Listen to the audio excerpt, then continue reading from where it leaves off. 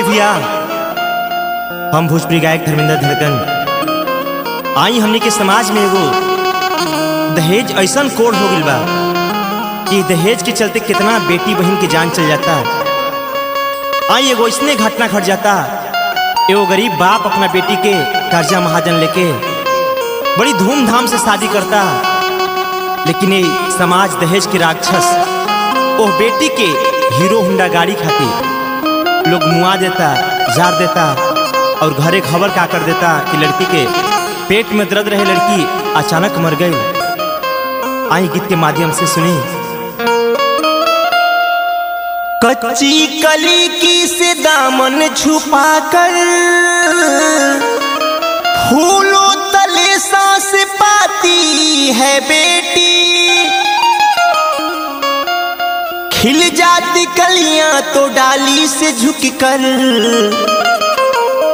आंचल से मुखड़ा छुपाती है बेटी। खुशबू छिड़कती है सेवा से अपने, खुशबू छिड़कती है सेवा से अपने, मर्यादा कुल की बढ़ाती है बेटी। फिर भी वही इस जमाने में एक दिन पैरों तले कुचली जाती है बेटी। बेटे वाले तो होते हैं किस्मत वाले, बेटे वाले तो होते हैं किस्मत वाले, पर बेटी के किस्मत में ही शान होती। बचपन में फूलों से नाजुक कली भी जवानी में है बोझ बनकर के रोती।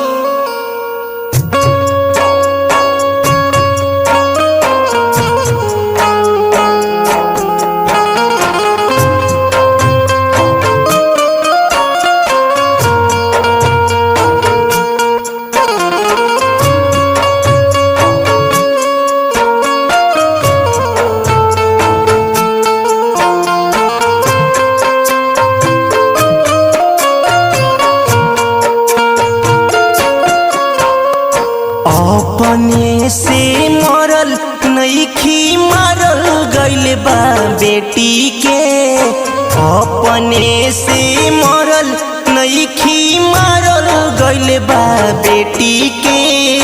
हीरो होंडा गाड़ी खाती जारल गइल बा बेटी के, हीरो होंडा गाड़ी खाती जारल गइल बा बेटी के, हीरो होंडा गाड़ी खाती।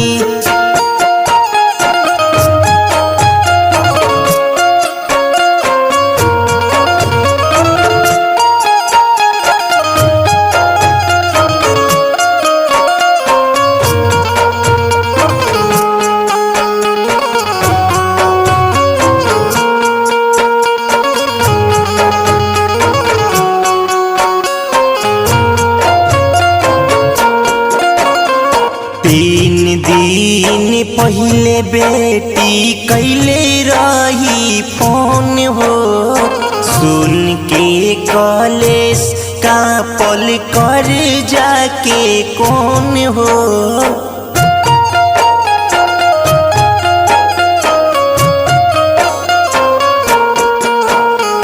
तीन दिन पहले बेटी कैले रही फोन हो, सुन के कलेश का पल करे जाके कौन हो।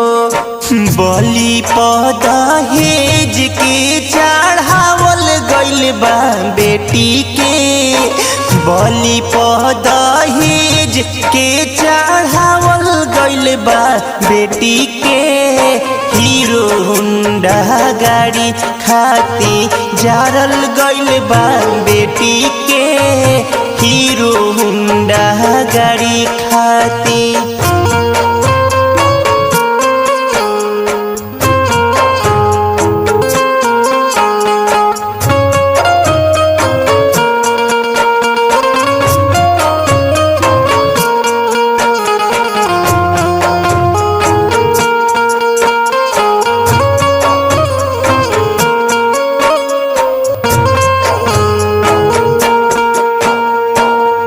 कैद के सजा दी देवर ननद सास के, फांसी के सजाए हाकिम हमारा दामाद के।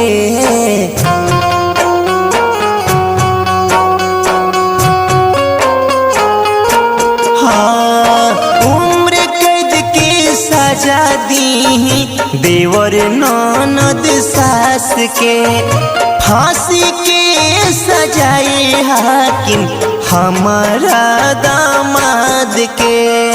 तन पर के कपड़ा तक उतारल गइल बा बेटी के, तन पर के कपड़ा तक उतारल गइल बा बेटी के। हीरो हुंडा गाड़ी खाती जारल गइल बा बेटी के, हीरो हुंडा गाड़ी खाती।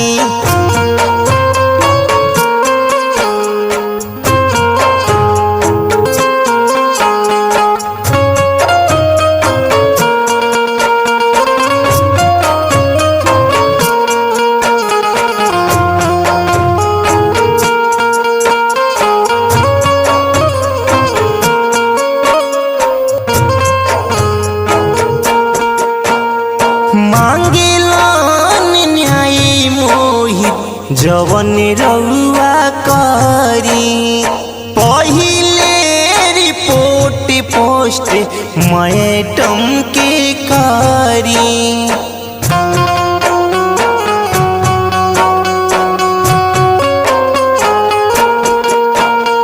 मांगेलन न्याय मंतोष जवन रउआ करी, पहिले रिपोर्ट पोस्ट मैडम के कहीं। देही पर पेट्रोल धर्मेंद्र डालल गइल बा बेटी के, देही पर पेट्रोल धर्मेंद्र डालल गइल बा बेटी के।